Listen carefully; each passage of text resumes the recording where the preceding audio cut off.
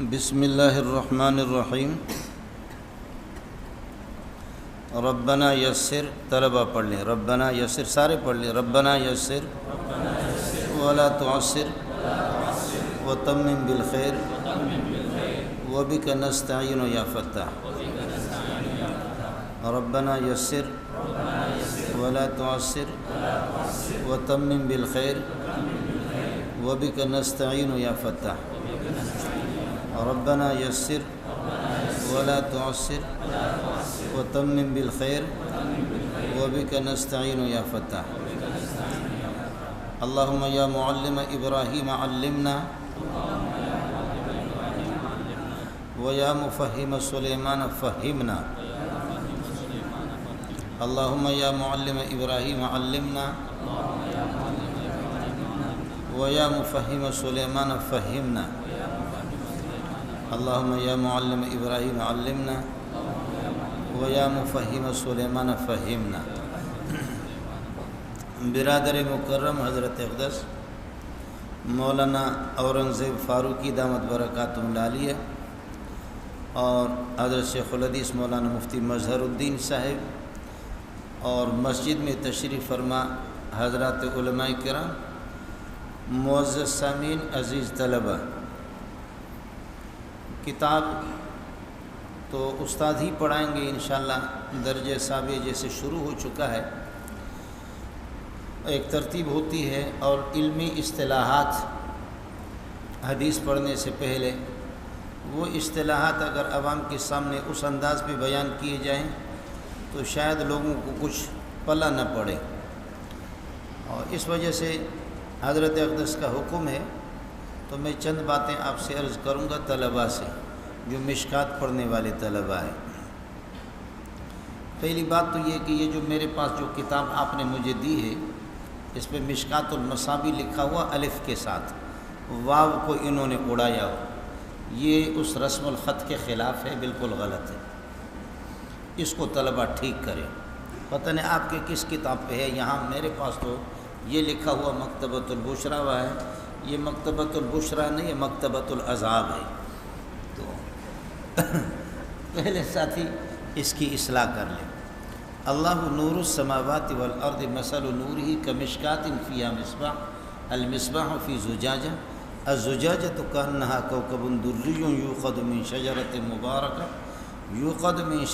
مبارکۃ زیتونۃ لا شرقیۃ ولا غربیہ یکاد زیتها یضیء ولو لم تمسسہ نار نور علی نور یہدی اللہ لنورہ من یشاء ویضرب اللہ الامثال للناس واللہ بکل شیء علیم فی بیوت اذن اللہ ان ترفع ویذکر فیہا اسمہ یسبح لہ فیہا بالغدو والآصال۔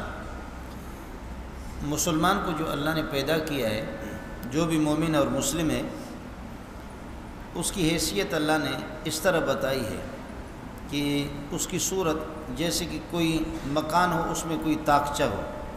طاقچہ روشندان تو آپ جانتے ہوں گے، جہاں پر یہ کہ چراغ رکھتے ہیں اور مٹی کا تیل اس میں یہ کہ جلتا تھا، تو جس روشندان میں طاقچے میں وہ چراغ رکھتے ہیں تو ایک طاقچہ ہوتا ہے اور روشندان، اس میں پھر یہ کہ شیشہ رکھتے ہیں تاکہ ہوا اور گرد و غبار سے یہ چراغ محفوظ رہے۔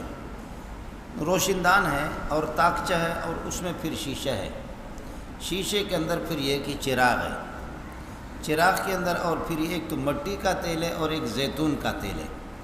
زیتون میں پھر مختلف قسم کے زیتون ہوتے ہیں، ظاہر ہے کہ آپ کے کراچی میں تو زیتون ہوتا ہی نہیں ہے، اور دیگر علاقوں میں زیتون کا ضابطہ یہ ہے کہ زیتون کا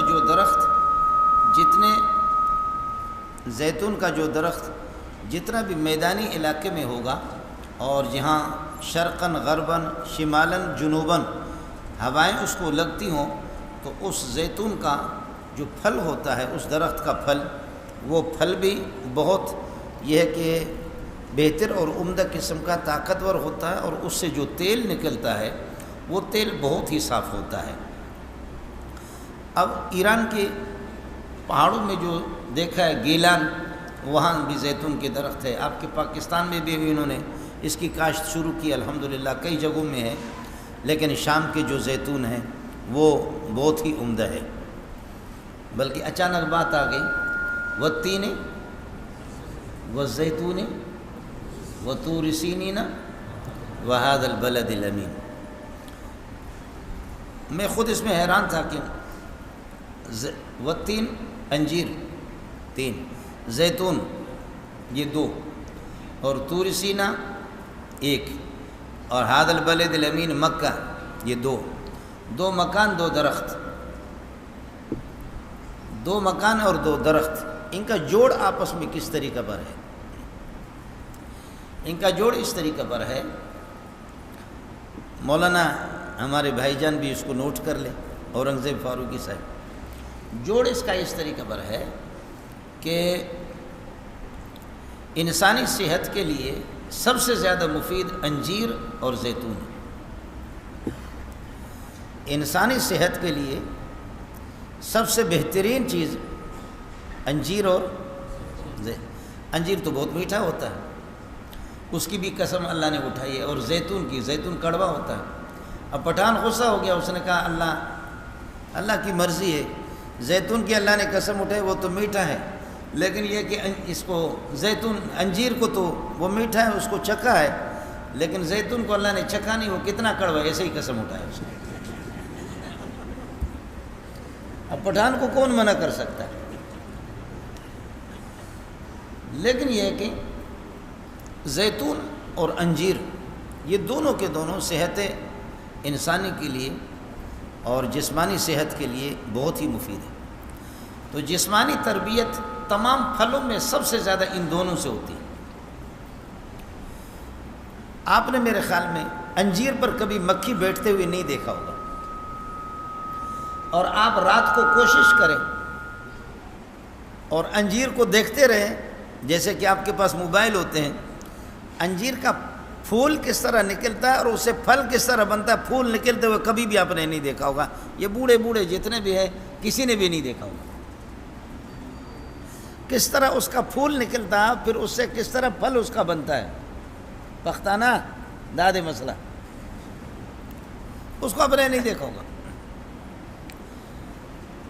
تربیت جسمانی کے اندر یہ 2 چیزیں تمام پھلوں میں سب سے زیادہ مفید ہیں، اور تربیت روحانی کے اندر فرمایا مکہ سے اور طور سینا سے، طور سینا جو کہ شام فلسطین، طور سینا جہاں حضرت موسیٰ علیہ السلام کو تورات مل گئی، تو انسانوں کی تربیت جسمانی وہ ان 2 پھلوں سے ہے، اور تربیت روحانی ان 2 جگہوں سے، مکہ اور طور سینا سے۔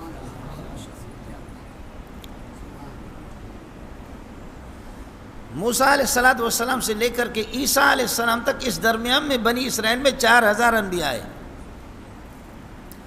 تو اس لیے طور سینا کی تو قسم اٹھائے۔ اور وجعل فیکم انبیاء، بنی اسرائیل میں انبیاء بڑی تعداد میں گزرے، لیکن وہ سب کے سب زیادہ وہی فلسطین قبلہ اول پہ رہے۔ تو یہ 2 پھل، یہ جو آپ کے تھے مصطفیٰ کمال عطا ترک، یہ کہتے کہ اللہ پاک نے کیسے پرانی چیزوں کو، اللہ نے آئس کریم نہیں دیکھا، فلانی چیز نہیں دیکھی، فلانی چیز اللہ نے نہیں دیکھی، اللہ نے انجیر کا اور زیتون کا ان کی قسم اٹھائی ہے، یہ کیا ہے؟ فضول قسم کی چیزیں۔ لیکن جب یہ ہے کہ یہ بیماری میں مبتلا ہو گیا، اللہ نے اس بدبخت کو، آپ کو معلوم بھی ہوگا، کہتا تھا کہ تم اپنے اللہ کو عرش سے اتارو، اس کو 1 مکہ مارو تو اس کا دماغ ٹھیک ہو جائے۔ اللہ نے اس کو اس طرح ایسی بیماری میں مبتلا کر دیا، جیسے کہ ہمارے ایک بہت بڑے آدمی آج کل ایڈز میں مبتلا ہے۔ آپ ذہن میں خود اپنا ذہن دوڑاؤ، کچھ تو سمجھا کرو، ساری چیزیں مولوی کہے گا کیا؟ سب کچھ مولوی کی ذمہ ہے کیا؟ آپ کو سمجھ میں آگے نہیں آگے؟ اللہ نے اس کو ایسی بیماری میں مبتلا کر دیا، ڈاکٹروں نے اور طبیبوں نے بہت کچھ تحقیق کی، لیکن رسائی نہیں ہوئی ان کی، اور وہ مردار مر گئے۔ مرنے کے بعد پھر بڑے بڑے ڈاکٹروں کی آخری تحقیق یہ نکلی کہ مصطفیٰ کمال عطا ترک جو اس دنیا سے مردار ہو کر کے چلا گیا، اور جو بیماری اس کو لگی تھی، اس بیماری کا علاج اللہ نے زیتون میں رکھا تھا، اس کے مرنے کے بعد، مردار کے بعد یہ ہو گیا، مسئلہ کہیں دور چلا گیا۔ روشن دان ہے، اور روشن دان کے اندر شیشہ ہے، شیشے میں چراغ ہے، چراغ میں مٹی کا تیل نہیں بلکہ زیتون بھی اس قسم کی لا شرقیت ولا غربیت، نہ مشرق نہ مغرب نہ شمال نہ جنوب، ہر طرف کی ہوائیں اس کو ہر طرف کی ہوائیں لگتی ہے۔ اس کا تیل بہت صاف ہوتا ہے، اتنا صاف ہوتا ہے کہ اندھیری رات کے اندر اگر آپ اس میں آگ نہ لگائیں تب بھی وہ تیل چمکتا ہے۔ وَلَوْ لَمْ تَمْسَسْهُ نور، اگرچہ اس کو یہ کہ وَلَوْ لَمْ تَمْسَسْهُ نار، آگ اس کو نہ لگے، لیکن آگ آپ اس میں لگائیں گے تو پھر یہ کہ کیا کہنا اس کی روشنی کا، وہ پہلے چمک رہا ہے تیل، لیکن آگ لگا دی اس میں تو نور علی نور ہوگا۔ اب سمجھو یہ 4-5 چیزیں ہوگی۔ اب ہر مومن کو اللہ نے اس طرح بنایا، آپ کا بدن یہ طاقچہ ہے، آپ کا سینہ یہ شیشہ ہے، اور اس کے اندر سینے کے اندر جو دل ہے یہ چراغ ہے، اور اس میں توحید اور اللہ کا دین ہے، یہ وہ زیتون کا تیل ہے۔ 4 چیزیں ادھر بھی ہے، 4 ادھر بھی ہو گئے، لیکن اس میں پھر یہ ہے کہ یہ زیتون کا تیل توحید ہے اور دین ہے۔ اس میں پھر جب آپ عمل کریں گے تو الیہ یصعد الکلم الطیب والعمل الصالح یرفعہ، عمل صالح سے آپ کو اور ترقی ہوگی، آپ اونچا جائیں گے، اور آپ کو معلوم ہونی چاہیے جنت اوپر ہے، اس لیے اس کے لیے بڑی محنت کرنی پڑے گی۔ اس لیے جتنے ساتھی یہاں بیٹھے ہوئے ہیں، جتنے بھی مومن بیٹھے ہوئے ہیں، جتنے بھی اللہ کی توحید آپ کے سینے کے اندر یہ ہے کہ توحید کا عقیدہ مضبوط ہوگا، اور جتنا ہی اللہ آپ کا بھلا کریے کہ آپ اعمال شرعیہ کا شریعت کے مطابق، نبی کی مرضی کے مطابق، اس کے سیرت کے مطابق آپ یہ حکم کو بجا لائیں گے تو اتنا ہی پھر یہ ہے کہ آپ کے اعمال کے اندر یہ ہے کہ اس میں روشنی پیدا ہوگی، کہ آپ کا پورا بدن، میں نے عرض کیا کہ یہ طاقچہ ہے، اور اس میں سینہ آپ کا شیشہ ہے، اور اس میں دل آپ کا چراغ ہے، اور اس میں توحید ہے۔ اب جو مشکات پڑھنے والے ساتھی ہیں، حضرت نے اپنی کتاب کو مشکات کہتے ہیں طاقچہ کو، لیکن مشکات واو کے ساتھ لکھا جائے گا۔ ارشاد الصرف کی شروحات نے جنہوں نے لکھا اس کو غلط لکھا، مشکات کا وزن انہوں نے نکالا مفعال، تسہیل الارشاد نے بھی غلط لکھا، اور اسی طریقے پر اللہ کنز النوادر میرے بھائی جان نے اس نے بھی غلط لکھا۔ مشکات کا وزن انہوں نے لکھا مفعال، شین کاف اور تا یہ تینوں کو اصلی قرار دیا، جو 100% غلط ہے، اس لیے یہ اصل میں مشکوتن، یہ مشکوتن واو کو پڑھا نہیں جائے گا۔ اب ظاہر ہے کہ مشکوتن واو متحرک ما قبل مفتوح ہے، واو کو الف سے بدل دیں گے، یہ ہوگا مشکات۔ واو کو پڑھا نہیں جائے گا لیکن لکھا جائے گا، جیسے صلاۃ کے واو کو لکھا جاتا ہے پڑھا نہیں جاتا، زکوٰۃ کے واو کو لکھا جاتا ہے پڑھا نہیں جاتا، اور یہ تا اصلی نہیں ہے، اور یہ جو کاتب ہے جاہل اس نے اس طرح لکھ دیا اس کو، جس سے لگتا ہے کہ تا اصلی ہے۔ اس لیے پہلی بات تو اس کا اہتمام کر لینا۔ اب مسئلہ ہے مشکات المصابی، المصابی مصباح کی جمع، مصباح کا معنی بہت ہی زیادہ روشن آلہ، بہت ہی زیادہ روشن چراغ، یہ المصابی اس مصباح کی جمع ہے، اور المصابی پر جو الف لام ہے اس کے بعد آپ یہ مضاف الیہ کا عوض ہے۔ اب آپ یہ کہہ دیں مشکات و مصابیح صدر النبی صلی اللہ علیہ وسلم، طلبہ اس کو نوٹ کر لیں، مشکات و مصابیح صدر النبی صلی اللہ علیہ وسلم، محمد کے سینے کے چراغوں کے طاقچہ ہے یہ کتاب آپ کی، محمد رسول اللہ صلی اللہ علیہ وسلم کے سینہ مبارک کے، آپ کے سینہ مبارک کے چراغوں کے۔ یہ چراغ اصل میں جو ہوتے ہیں وہ سینے میں ہوتے ہیں، موتیاں جو ہوتی ہیں وہ سینے میں، زبان تو صرف ان کی ترجمان ہے۔ انما الکلام لفی الفؤاد وانما جعل اللسان علیہ دلیلا، باتیں اصل سینے میں ہوتی ہے، اس لیے الم نشرح لک صدرک، آپ کے سینے کو ہم نے روشن نہیں کیا۔ افمن شرح اللہ صدرہ للاسلام فهو علی نور من ربہ، اللہ نے محمد کے سینے کو، میرے پیارے نبی کی زبان کو اللہ نے اس دین سے روشن کر دیا۔ ساتھیوں سے گزارش ہے کہ جتنا بھی آپ حدیث پڑھتے رہیں گے اتنا ہی اللہ آپ کے سینے کو روشن کر دے۔ یہ شرح تعمیل بھی نہیں ہے، یہ کتبی بھی نہیں ہے، اور یہ شرح تہذیب بھی نہیں ہے، بلکہ مشکات و مصابیح صدر نبی صلی اللہ علیہ وسلم، یہ میں نے آپ کو بتا دی۔ اب آپ بھی چونکہ میں نے عرض کیا کہ ہر مومن اس کا یہ ہے کہ بدن وہ طاقچہ ہے، سینہ اس کا شیشہ ہے، اور دل اس کا یہ ہے کہ چراغ ہے، اور اس میں یہ ہے کہ دین اور احادیث اور قرآن ہے، یہ سارا کا توحید کا عقیدہ ہے، یہ سارا کا سارا یہ کیا ہے، یہ زیتون کا تیل ہے۔ اب آپ کے اعمال پھر اللہ کے نبی کے طریقوں کے مطابق ہوں گے تو پھر انشاءاللہ یہ ہے کہ اس میں نور علی نور ہوگا، پھر نور علی نور۔ اس لیے ساتھی اس کا اہتمام کر لیں۔ مشکات و مصابیح صدر النبی صلی اللہ علیہ وسلم، محمد رسول اللہ کے سینے کے روشن چراغوں کا تاکچہ ہے یہ. لیکن حقیقت میں یہ دو کتابیں المصابیح محی سنہ کی ہیں اور یہ کہ مشکات علامہ تبریزی کی ہے. محی سنہ کی 4686 ہے کہ آیتیں 1100 احادیث کا اضافہ حضرت نے کیا ہے تبریزی نے صاحب مشکات نے. اس لیے المصابیح سے حضرت کی کتاب محی سنہ کی کتاب مصابیح مراد ہے اور مشکات حضرت نے علامہ محی سنہ کی کتاب کو انہوں نے درجہ دیا مصابیح کا اور اپنے کتاب کو تاکچہ بنا دیا. تاکچہ.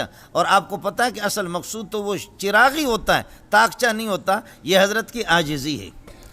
تو مشکات المصابیح حقیقت میں یہ دو کتابوں کے نام ہیں. المصابیح محی سنہ کے ہیں اور مشکات یہ علامہ تبریزی رحمۃ اللہ علیہ کے ہیں. یہ دو کتابیں. لیکن مشکات المصابیح صدر نبی صلی اللہ علیہ وسلم یہ پوری عبارت بنا کر کے یہ آپ پر بھی فٹ آئے گی، یہ محمد رسول اللہ کے سینے پر بھی. میرے اور آپ کے سینوں پر کیا فٹ آئے گی؟ اصل اس کا مصداق محمد رسول اللہ صلی اللہ علیہ وسلم.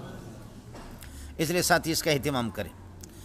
دوسری بات آپ سے عرض کروں وہ یہ ہے، شاہ عبدالعزیز رحمۃ اللہ نے لکھا کہ حدیث پڑھنے والے اور پڑھانے والے، جو لوگ حدیث پڑھتے اور پڑھاتے ہیں، قال اللہ و قال رسول جو پڑھتے پڑھاتے ہیں، یہ فرماتے کہ حقیقتاً صحابہ نہیں، یہ حکماً صحابی ہے. صحابی میں دو چیزیں ہیں، ایک رویت النبی صلی اللہ علیہ وسلم، زیارت النبی صلی اللہ علیہ وسلم، نبی کی زیارت ایمان کی حالت میں کرتا ہے. دوسرا یہ کہ نبی کی ارشادات اور فرامین کو اپنے سینے کے اندر محفوظ رکھتا ہے. اب ان دو چیزوں میں سے پہلی چیز سے میں اور آپ ہم محروم ہیں. ہم محمد رسول اللہ کی زیارت ہم نہ کر سکے، ہم اپنی آنکھوں سے دیکھ نہیں سکے. لیکن یہ اس پر اتنا افسوس تو یقیناً ہونی چاہیے. لیکن یہ کہ ابو جہل نے بھی تو نبی کو دیکھا، عتبہ نے بھی دیکھا، شیبہ نے بھی دیکھا. اس لیے دیکھنے سے بڑھ کر اصل چیز ہے آپ کے ارشادات اور فرامین کو اپنے سینے میں محفوظ کر لینا. تو شاہ عبدالعزیز فرماتے ہیں کہ جو حدیث پڑھتے ہیں پڑھاتے ہیں، جن کا اوڑھنا بچھونا، جن کا مشغلہ 24 گھنٹہ کا حدیث ہے، وہ لوگ حقیقتاً صحابہ نہیں ہے، حکماً صحابہ ہے. طلبہ سب کہیں الحمدللہ. خدا کا شکر اس پر ادا کریں، خدا کا اس پر شکر ادا کریں. اب میں صرف حدیث کی تعریف آپ کو بتاتا ہوں. یہ کتاب آپ کی حدیث میں ہے. الحدیث هو الکلام مطلقا قلیلہ و کثیرہ. حدیث کہتے گفتگو کو. قرآن میں آپ پڑھتے رہتے وَإِذَا سَرَّ النَّبِيُّ إِلَىٰ بَعْضِ حَدِيثًا فَبِأَيِّ حَدِيثٍ بَعْدَهُ يُؤْمِنُونَ فَلْيَأْتُوا بِحَدِيثٍ مِثْلِهِ إِن كَانُوا صَادِقِينَ. حدیث کا لفظ قرآن پر بھی اس کا اطلاق ہوتا ہے اور حدیث رسول پر بھی اس کا اطلاق. حدیث کا لغوی معنی، اصل معنی ہے هو الکلام قلیلہ و کثیرہ مطلقاً. مطلق گفتگو کو کہتے ہیں، آپ کی گفتگو میری گفتگو. لیکن اب اس کی تخصیص ہو گئی ہے. اب اس کی تخصیص محمد رسول اللہ کے ارشادات اور فرامین کے ساتھ. ویسے حدیث عام گفتگو کو، وہ چاہے حضرت اقدس مولانا اورنگزیب کی گفتگو ہو یا یہ کہ مفتی مظہر کی، حدیث آپ کو سب کو کہہ سکتے ہیں. لیکن اب اس کی تخصیص ہوگی. جیسے کہ مینگل عام ہے، مینگل عام ہے، اللہ آپ کا بھلا کرے. لیکن اب مینگل بولا جائے گا تو صرف یہ مولوی صاحب مراد ہوگا، دوسرے مینگل ختم ہوگا. لفظ تو عام ہے، لیکن اب مینگل جب بولا جائے گا تو اس سے ظاہر ہے کہ. اور ہم لوگ مولانا جامع فاروقی میں بہت ہوتے تھے، لیکن طلباء کہتے بھاگو بھاگو بھاگو مولانا آ رہا ہے. تو مولانا کی تو کوئی کمی نہیں تھی، لیکن سب کو پتہ ہوتا تھا مولانا تو عام ہے. لیکن اس مولانا سے سلیم اللہ خان رحمۃ اللہ علیہ، حضرت رئیس المحدثین مولانا سلیم اللہ خان. تو حدیث کا معنی مطلق گفتگو کو کہتے ہیں. لیکن اب اس کی تخصیص ہو گئی ہے جس کو علم بالغلبہ کہتے ہیں. یہ ان لوگوں یہ چیزیں تو عوام سمجھیں گے بھی نہیں. تو اب یہ محمد رسول اللہ کے ارشادات اور فرامین کے ساتھ اس کی تخصیص ہو گئی ہے. حدیث کہتے ہیں ما اضیف الی النبی صلی اللہ علیہ وسلم من قول او فعل او تقریر. ما اضیف الی النبی صلی اللہ علیہ وسلم، جو بات محمد رسول اللہ کی طرف منسوب ہو، قول ہو یا فعل ہو یا آپ صلی اللہ علیہ وسلم کی تقریر ہو. قول، یہ جتنے بھی حدیثیں آپ پڑھیں گے نا، قال رسول اللہ صلی اللہ علیہ وسلم انما الاعمال بالنیات وانما لامرئ ما نوى. قال رسول اللہ صلی اللہ علیہ وسلم المسلم من سلم المسلمون من لسانه ويده. قال رسول اللہ صلی اللہ علیہ وسلم لا يؤمن احدكم حتى يكون هواه تبعا لما جئت به. قال رسول اللہ صلی اللہ علیہ وسلم. یہ سارے کے سارے قال رسول اللہ ما اضیف الی النبی صلی اللہ علیہ وسلم من قول. قول نبی کے ارشادات، یہ پوری کتاب قال رسول اللہ ہے. آپ کو بات سمجھ میں آ گئی؟ حضرت اقدس صلی اللہ علیہ وسلم کے اقوال اور آپ کے ارشادات اور فرامین. اور اگر آپ نہ سمجھو تو ایک عام کالا ہوتا ہے جو کالے ہوتے ہیں، لیکن یہاں کتاب میں جتنے کالے ہوں گے وہ سفید ہوں گے. کچھ اشارہ بھی تو سمجھا کرو. کس کو سمجھ میں آ گیا؟ سمجھ رہی ہے کہ نہیں؟ کچھ لوگ تو واقعتاً کالے ہیں، لیکن ہماری کتاب میں جو قال رسول اللہ، یہ کالا وہی لوگ پڑھتے ہیں کہ جو سینہ بھی ان کا نور ہی نور سے بھرا ہوا ہوتا ہے، زبان بھی اللہ کو نورانی زبان ہے. تو یہ کالے جتنے بھی ہیں گھبرانے کی ضرورت نہیں ہے، کالے باہر بہت ہیں. آپ کو سمجھ نہیں ہے؟ باہر کالے بہت ہیں. یہاں جتنے اس کتاب کے اندر طلباء کو گھبرانا نہیں چاہیے، جتنے کالے آپ کو ملیں گے یہ سارے کالے نور ہے. یہ جتنے بھی کالے آپ کو ملیں گے یہ سارے کے سارے نور ہے اور روشن ہے. جو اصل جو کالے وہ باہر ہیں. آپ کو سمجھ نہیں ہے؟ اب حضرت کے مقتدی بھی اس قسم کے جو اشارہ نہیں سمجھتے.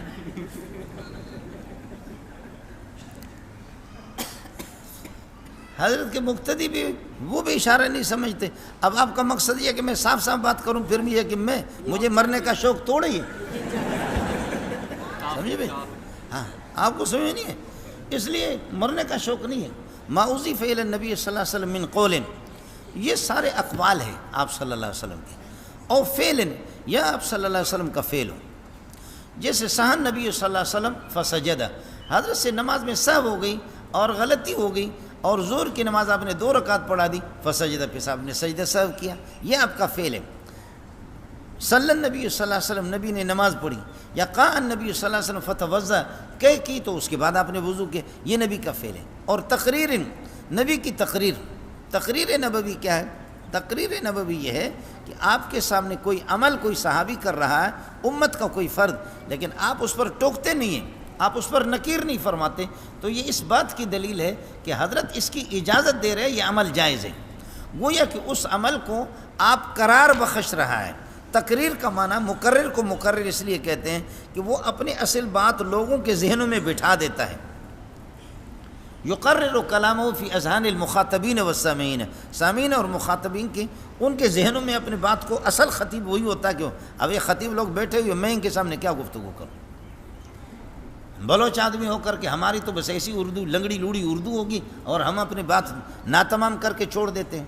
تو اصل خطیب تو کانہ قرر النبی صلی اللہ علیہ وسلم ھذا العمل، گویا کہ آپ اس عمل کو ٹھیک قرار دے رہے ہیں اور صحیح قرار دے رہے ہیں کہ آپ کے سامنے وہ عمل کیا جا رہا ہے، لیکن پھر بھی رسول پاک صلی اللہ علیہ وسلم نکیر نہیں فرما رہے. اس کی بہت سی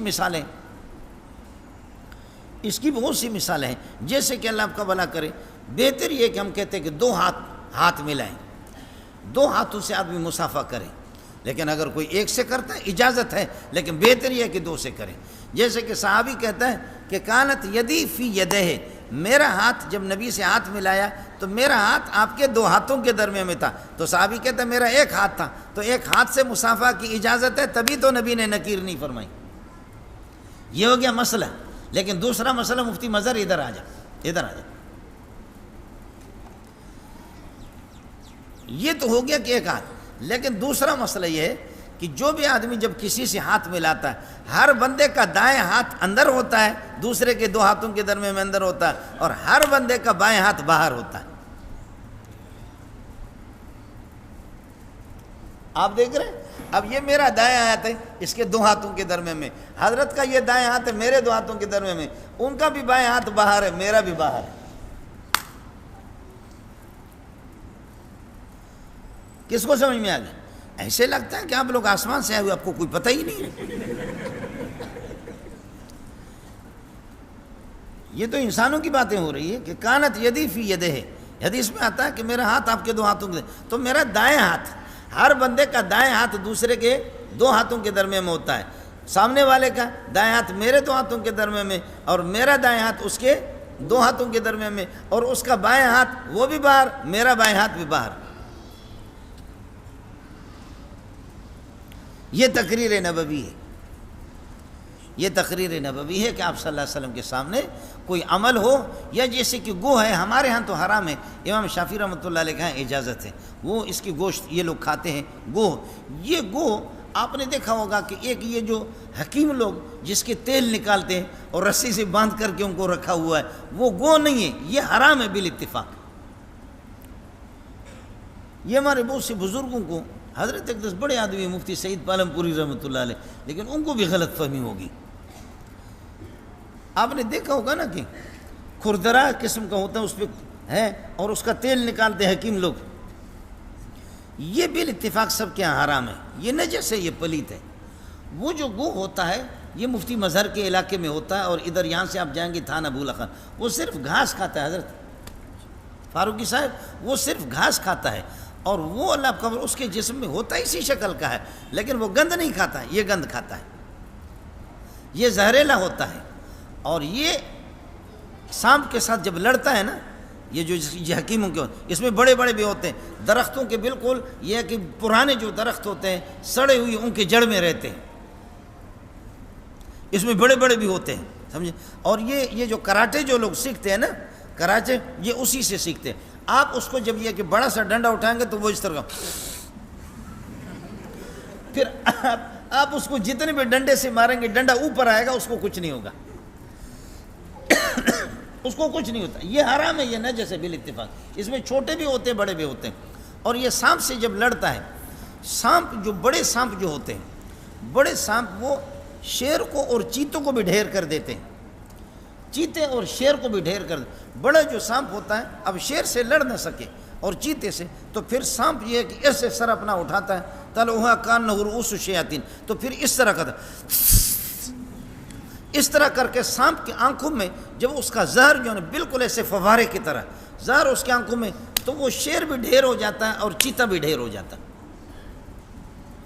کوئی بھی طاقتور درندہ سانپ کے ساتھ لڑے، اگر سانپ یہ ہے کہ بڑا سانپ وہ لڑ نہ سکے، تو پھر آخری اس کا حملہ یہی ہوتا ہے کہ وہ اپنے زہر کو یہاں بالکل فوارے کی طرح چھوڑ دیتا ہے اس کے منہ میں.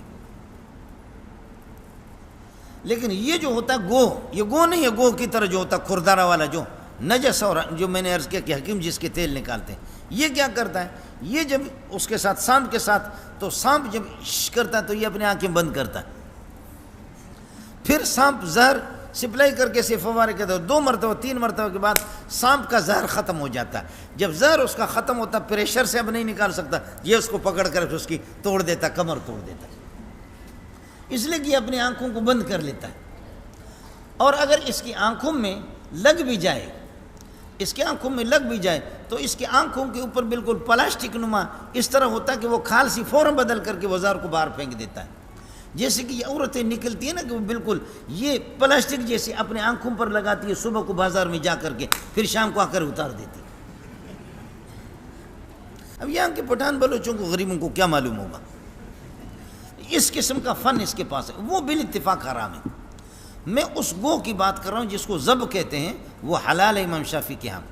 چنانچہ رسول پاک صلی اللہ علیہ وسلم کو پیش کیا گیا اور اس کو بھون کر کے حضرت کو پیش کیا گیا، لیکن حضرت صلی اللہ علیہ وسلم نے فرمایا لا اکل ولا احرم، میں اس کو نہیں کھاتا. تو فقط اکل علی مائدۃ رسول اللہ صلی اللہ علیہ وسلم، حضرت کے دسترخوان پہ وہ کھایا گیا.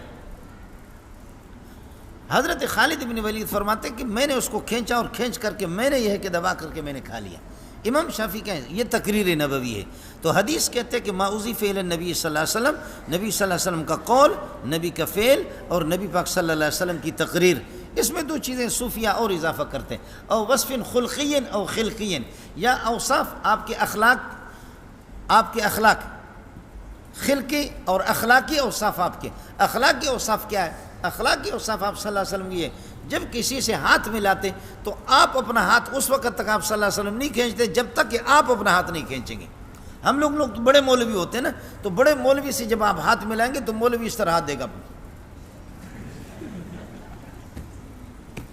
آپ سمجھ رہے. اور اگر اس کے ساتھ آپ ہاتھ ملائیں گے، تھوڑا سا پٹھان اس کا ہاتھ دبائے گا تو مولوی کہ ابے اگر میرا ہاتھ ٹوٹ جاتا تو پھر تو تیرا ہاتھ ہے یا ڈبل روٹی ہے؟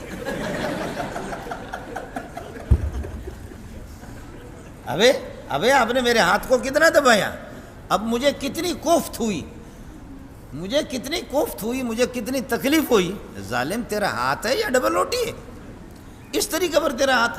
حضرت اقدس صلی اللہ علیہ وسلم کے اوصاف اخلاقی اوصاف آپ کی یہ ہے کہ جب کسی سے ہاتھ ملاتے سامنے والا کا جی بھر جاتا، وہ اپنے ہاتھ کو کھینچتے، محمد لاپرواہی نہ دکھاتے، اس وقت نبی اپنے دستے مبارک ہونا.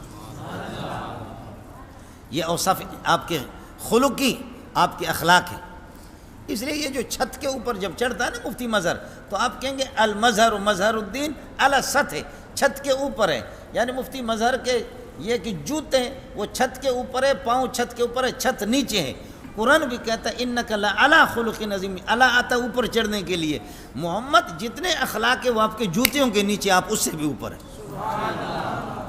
جتنے بھی اخلاق کریمہ ہیں، اخلاق حسنہ ہیں، وہ سب کے سب نیچے ہیں۔ اس لیے ساتھیوں سے یہ بھی گزارش ہے، سمجھے؟ علماء جو ہے نا، علماء ذرا ساتھی، اصل میں یہ زکوٰۃ کا پیسہ ہم لوگوں کو لگتا نہیں ہے اس سے ہماری طبیعتیں بگڑ جاتی ہے، یہ اس وجہ سے حضرت اپنے دستے مبارک کو لگے۔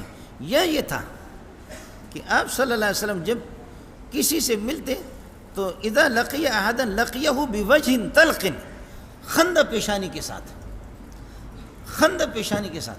اب ہمارے یہاں مولوی صاحب کے ملاقات کے ٹائم نہیں ہے، اوقات کا نہیں، آپ آئیں گے تو مولوی صاحب کے چہرے پر پھر 12 بجے گا۔ تو یہ جھریاں ہیں اس کی، اس کو آپ گن بھی نہیں سکیں گے کہ کتنی جھریاں چہرے پر آ گئی۔ کان اذا لقی احدا لقیہ بوجہ طلق، خندہ پیشانی کے ساتھ، یہ اوصاف خلقی ہے، اس کو بھی حدیث میں شمار کیا۔ اور کچھ اوصاف خلقی، پیدائشی آپ کے اوصاف، پیدائشی اوصاف کیا ہے؟ لیس بالطویل البائن ولا بالقصیر البائن، نہ چھوٹے ٹھگنے قد کے، نہ آپ یہ کہ لمبے تھڑیں گے۔ آپ نے دیکھو بعض چھوٹے قد کے ہوتے ہیں کہ یہ گردن اس کی وہ اندر گھسی ہوئی ہے، اعضاء ایک دوسرے کے اندر داخل ہے، وہ عجیب سے لگتے ہیں۔ اور جو زیادہ بڑا لمبو ہوتا ہے، آپ نیچے سے دیکھ رہے کہ واہ، ساتویں آسمان پہ پہنچا ہوا۔ یہ چنا کون تھا آپ کا استاد؟ یہاں کوئی چنا تو ملا تھا؟ چنا توا ہے نا، چنا ہے نا، تو ان کا محمد عالم چنا وہ تو ایسے اٹھا کر کے بس کے اوپر چیزیں رکھتا تھا۔ ہانے تو کہ جہاں یاد آئے کون ہے عالم چنا جو ہے نا، محمد عالم چنا، چنا تو میرے خیال بلوچ ہے نا، سندھی، چلو یہ آپ کے حصے میں جائے۔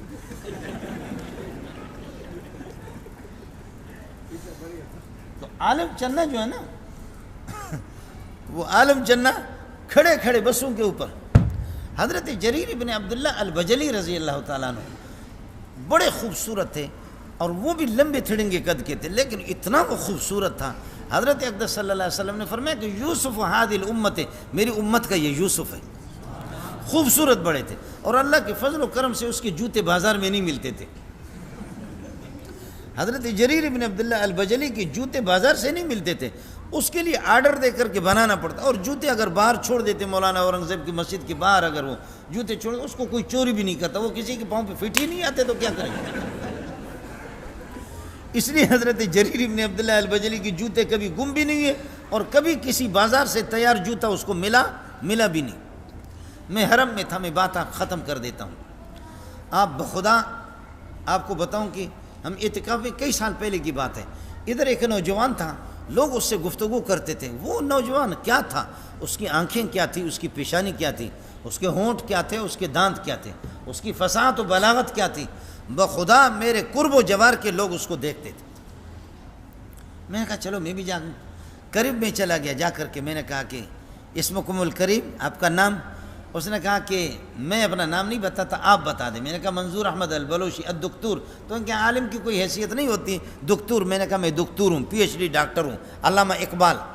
کہ اچھا، تو کہنے لگے کہ جی آپ دکتور ہیں۔ میں نے کہا دکتور کہاں کے؟ میں نے کہا کہ پاکستان کا ہوں، بلوچی ہوں۔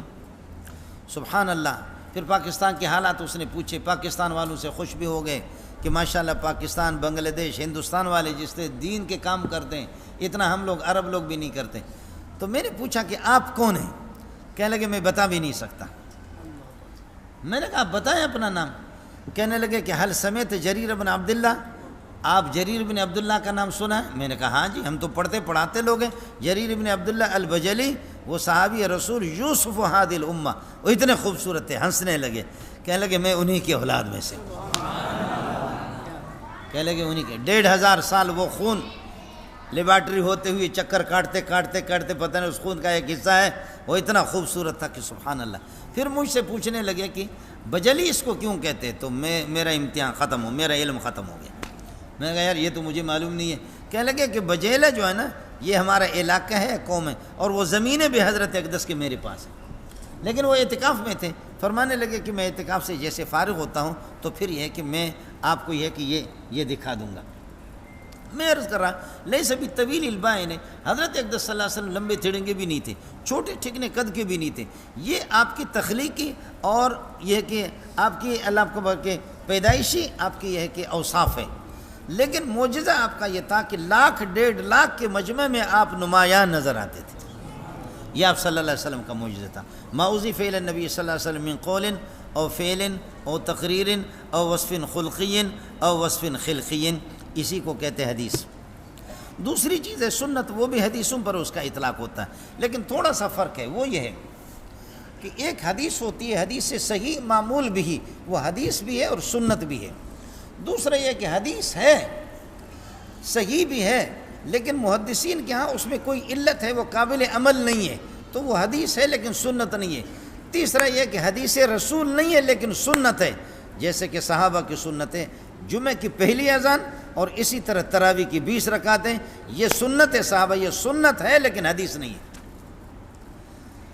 اکثر احادیث وہ حدیث بھی ہے اور سنت بھی ہے، اور بعض حدیثیں ہیں لیکن قابل عمل نہیں، حدیث ہے سنت نہیں ہے.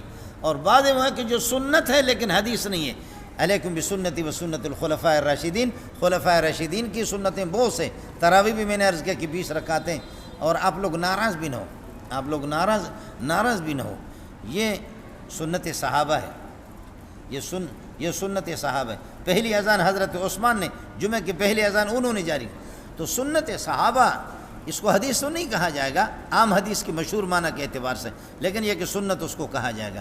تو سنت اور حدیث ایک ہے لیکن تھوڑا سا فرق ہے. کبھی حدیث اور سنت دونوں کٹھے ہو جاتے ہیں، کبھی حدیث سنت نہیں ہے اور کبھی سنت حدیث نہیں ہے. اللہ تعالیٰ آپ حضرات کو توفیق عطا فرمائیں. اللہ تعالیٰ آپ کو مزید آپ کے سینے کو علوم نبویہ کے لیے کھول دیں.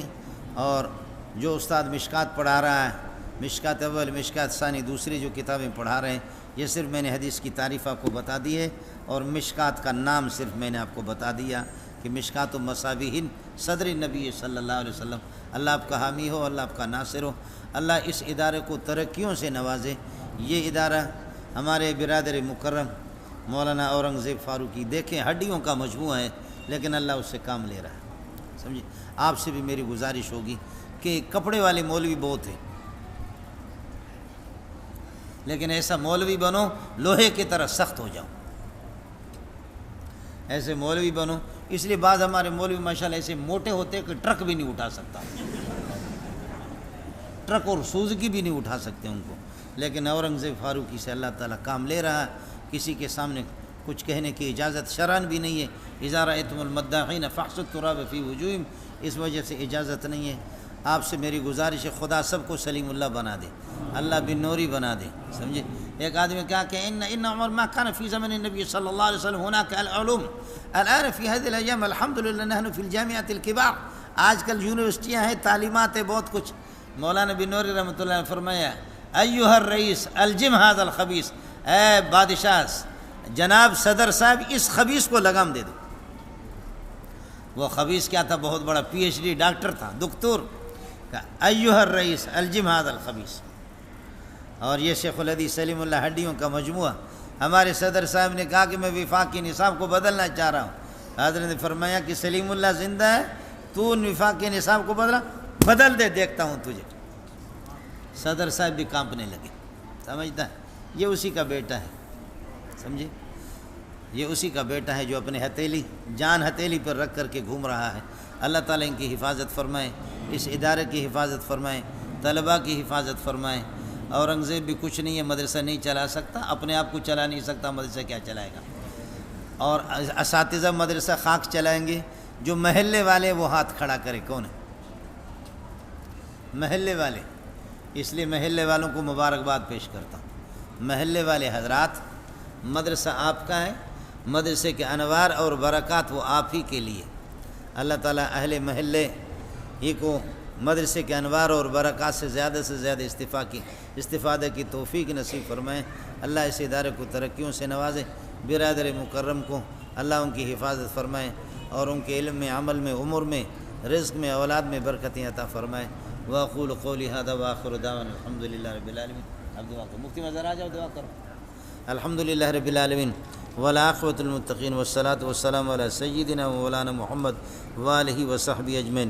پروردگار، ہمارے دوست دور دراز سے یہاں تشریف لائے، گرمی میں بیٹھے ہوئی، ان کی آمد کو اپنی بارگاہ میں قبول فرما دے، ان کی بیٹھنے کو اپنی بارگاہ میں قبول فرما دے۔ جو کچھ سنایا گیا، سنانے والے اور سننے والے فریقین کو اس کے مقتضا کے مطابق عمل کرنے کے توفیق نصیب فرما دے۔ جو طلبہ پیارے پیغمبر صلی اللہ علیہ وسلم کے ارشادات اور آپ کے فرامین کا گلدستہ مشکات المصابیح ہاتھ میں لیے، پروردگار ان کے دلوں کو بھی اسی طرح ان چراغوں سے روشن کر دیں، ان کے دل و دماغ کو ان چراغوں سے، آپ صلی اللہ علیہ وسلم کے ارشادات اور فرامین سے ان کو یہ ہے کہ ان کے سینوں کو روشن کر دیں۔ اللہ پاک ان کے علم کو یہ ہے کہ ان کے اس علم کو نافع بنا دے، پھلدار قسم کا درخت ان کو بنا دے اور میٹھا چشمہ ان کو بنا دے، خلق خدا کو، اپنے بندوں کو ان کے علوم سے مستفید فرما دے۔ پروردگار امت کا مقتدی بنا دے، پیشوا بنا دے، مفسر بنا دے، محدث بنا دے، غوث بنا دے، کتب ابدال اور مفتی اور بہترین قسم کے قراء اور محدثین عارف باللہ ان کو بنا دے، اپنے ان کے اکابرین کے نقش قدم پر ان کو چلا دے، ادارے کے ہر طرح سے حفاظت فرما دے، امت مسلمہ کی مدد فرما دے، دستگیری فرما دے، اس امت کی پروردگار نصرت فرما دے، حرمین شریفین کی حفاظت فرما دے، مسجد اقصی قبلہ اول کی بھی حفاظت فرما دے، افغانستان میں ریاست اسلامیہ کا جو ڈھانچہ قائم ہوا، پروردگار ہر طرح سے ان کی مدد فرما دے، دشمنوں کی مکاریوں سے، عیاریوں سے ان کی حفاظت فرما دے، مملکت اسلامیہ خداداد پاکستان کی حفاظت فرما دے، اندرونی بیرونی ہر قسم کی شرور اور آفات سے اس ملک کی حفاظت فرما دے، اس ادارے کی حفاظت فرما دے، جتنے بھی دینی ادارے، مراکز ایمانیہ، خانقاہیں، مدارس، دینی شعبے، مختلف تحریکیں جو دینی کام کر رہے ہیں، اللہ سب کی مدد فرما دے، سب کی خدمات جلیلہ کو اپنی بارگاہ میں قبول فرما دے۔ اس مبارک مجلس کی برکت کی وجہ سے پروردگار اس نالائق مولوی منظور کی مغفرت کے بھی فیصلے فرما دے۔ جتنے تیرے بندے آپ کی بارگاہ میں ہاتھ اٹھائے ہوئے، سب کی جھولیوں کو بھر دے، سب کی مشکلات سے، سب کے مشکلات اور حاجات سے تو واقف ہے، اللہ سب کے مشکلات کو اور حاجات کو خزانہ غیب سے حل فرما دے۔ میرے برادر مکرم، جو کہ آپ کو معلوم بھی ہے کہ مختلف جیل کاٹ کر کے انہوں نے کون سی چیز یہ ہے کہ کیا ہے، کون سا زہر ان کو انہوں نے کھلایا اور پلایا نہیں ہے، اس وجہ سے ان کی صحت کے لیے خصوصی دعا فرمائے، ان کی حفاظت کے لیے بھی دعا فرمائے، اللہ ان کی حفاظت فرما دے۔ ہمارا بہترین ایک سرمایہ ہے، بہترین ہمارا اثاثہ ہے، اللہ ان کی حفاظت فرما دے، اللہ ان کے نقش قدم پر، اکابرین کے نقش قدم پر ہم سب کو چلا دے، اللہ تعالی ہم سب کو اس قسم کے بہادر اور شجاع بنا دے۔ آپ اہل محلہ کے لیے بھی دعا گو ہوں کہ آپ کی یہ ہے کہ آپ کی تعاون کی وجہ سے، آپ کی حوصلہ افزائی کی وجہ سے ادارہ قائم ہے۔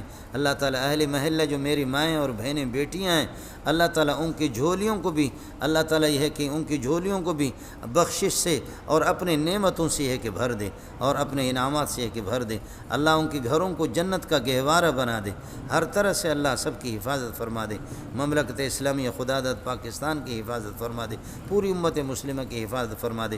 ملک کے اندر موجود ہے جو صورتحال تشویشناک، پریشان کن حالات ہیں، اللہ تعالیٰ ان پریشانیوں سے ہمیں نکالے۔ ہمارے دلوں میں ایک دوسرے کے خلاف جو نفرتیں، ان نفرتوں کو نکال کر کے پیار و محبت کی فضا قائم کرنے کی توفیق نصیب فرمائے۔ ہم سب کے دلوں کو ایک کر دے، نیک کر دے، ایک دوسرے کے احترام اور عزت کرنے والے بن جائیں۔ ہم سب کی طرف سے درودوں کا، سلاموں کا تحفہ پیارے محمد کو پہنچا دے، 1.25 لاکھ انبیاء کو پہنچا دے، صحابہ تابعین، تبع تابعین کی پاکیزہ ارواح کو ہم سے راضی کر دے، ہمیں ان کے نقش قدم پر چلا دے، رکھ لے تو اپنے مرضی کے مطابق چلا لے، دنیا کی عارضی زندگی پوری ہو جائے، خاتمہ ہمارا ایمان پر کر دے۔ اللہم اجعل خواتیم اعمالنا بالایمان۔ اساتذہ کے لیے، طلباء کے لیے، سب کے لیے دعا گو ہوں، اللہ تعالیٰ سب کی دستگیری فرمائے۔ سبحان ربک رب العزت عما یصفون وسلام علی المرسلین والحمد للہ رب العالمین برحمتہ۔